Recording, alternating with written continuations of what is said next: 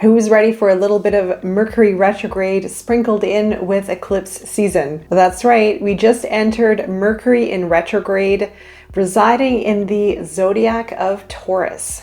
Now, this is hitting us right smack dab in eclipse season.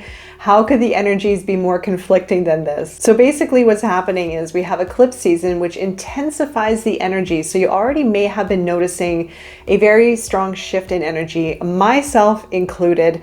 I went on a high during the new moon eclipse, solar eclipse in Aries, and then now crashing down with this Taurus energy that we're moving into, especially with this Mercury retrograde in Taurus. Now I'm going to explain what Mercury retrograde is, what it means being in the sign of Taurus, and how you can work with this energy during this time for your benefit. Now, we often hear Mercury in retrograde, and it brings a lot of fear and alarm because of the worst case scenarios that can happen. Usually during Mercury in retrograde, you can find things like computer meltdowns, phone glitches, camera glitches, weird little things to do with communication, us getting our knowledge and our information out there in the world. We also might feel a little bit scattered within our mind or distributing information verbally in peculiar kind of ways, having a really hard time distributing our knowledge and our wisdom out into the world. And depending on what kind of zodiac it falls under, then it's going to highlight some specific traits to do with that particular archetype. So Mercury went retrograde on April the 21st, and it's going to be retrograde until the 14th of May, with a post-retrograde to be aware of until I think it's the 30th or 31st of May. So we have this energy around us for a little while. Now, what it means being in Taurus, it's very conflicting. Now, Mercury generally rules the zodiac archetypes of Virgo and Gemini. Mercury is a very fast-paced moving energy to do with communication, logic, analysis, and retaining information, processing information, and distributing it out into the world. And so naturally, this planet does rule a very fast-paced moving energy that we can work with for communication, for logic, and processing information. Now, when it falls into Taurus, it's a very different archetype altogether. Completely different. Now, Taurus is a very slow moving archetype, likes to take its time, likes to do things well, likes to nurture growth, and likes to build out success in the practical realm, and also is very connected with the body. So don't forget the body connection, to do with finances, wealth, to do with family, to do with loved ones, anything in the material realm. Now, the conflicting energies here are going to be apparent. Now, you're going to have this retrograde, which means the planet appears to be moving backwards a little bit. So it goes through this period of a little bit of confusion. It's where delays happen. It's where things get thrown off a little bit, thrown off kilter, but it's a good time for reflection and how to work through retrogrades. And especially this one in particular is to be really aware of patience, really enjoying time and finding enjoyment and reflection within the process of time. Now, we can get very hung up on time, wanting things done a certain way, having expectations around deadlines, timelines.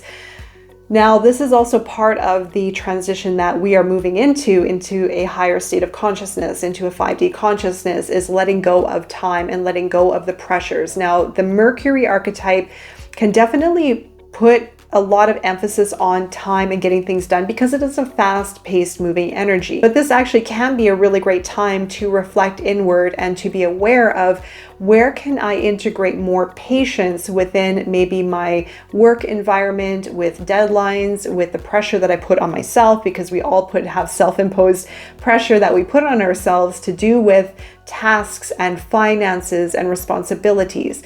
But this is a time where we have to let that go, and we have to look at different ways of managing the pressures and the stresses in a healthier way, in a way of balance and flow. As I mentioned, retrogrades can throw things a little bit off kilter. We may feel like things aren't moving the way that we're hoping, especially under this archetype of Taurus. You may find that timelines slow down around finances, around building out your goals. Even within the mind, you may find yourself being a little foggy. You may find that the mental aspects may be a little bit clouded during this time of retrograde.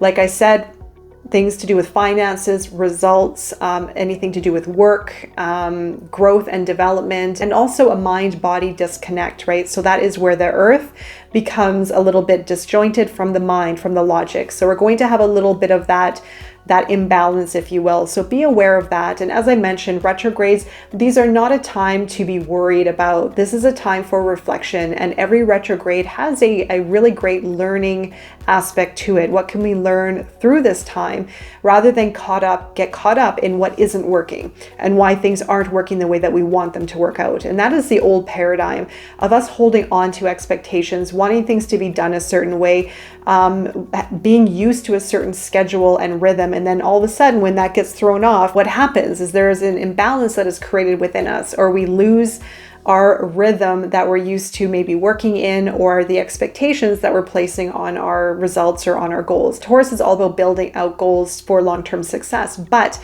Mercury retrograde creates the challenge, creates a little bit of that shadow time where we have to look at new perspectives maybe, or to maybe rest, maybe take a break, maybe take the pressure off, as I mentioned before. Maybe even a time for reassessing strategies and budgets and financing. Also, where can I integrate better health regimes within my body to take care of my body, which sometimes we overlook when we are so much in our mind, right? So it does give us an opportunity to look at different aspects within ourselves, and maybe aspects that we've overlooked when we're used to operating in our logical state. Things to be aware of. As I mentioned, you may find your mind to be very foggy. There may be even a slight heaviness to your body over the next few weeks.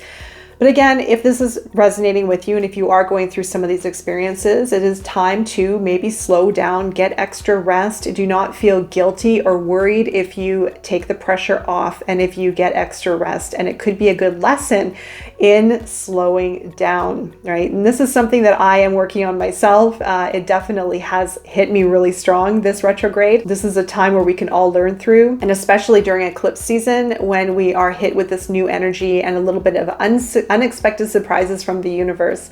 All right, so it is a great time of introspection, reflection, and letting go, connecting with the body, being patient, and maybe even fine-tuning some adjustments again around finances, building strategies, and anything to do with maybe matters of the home or relationships. Right there, I'm wishing you all the best during this retrograde season and beyond, and I will be seeing you again very soon.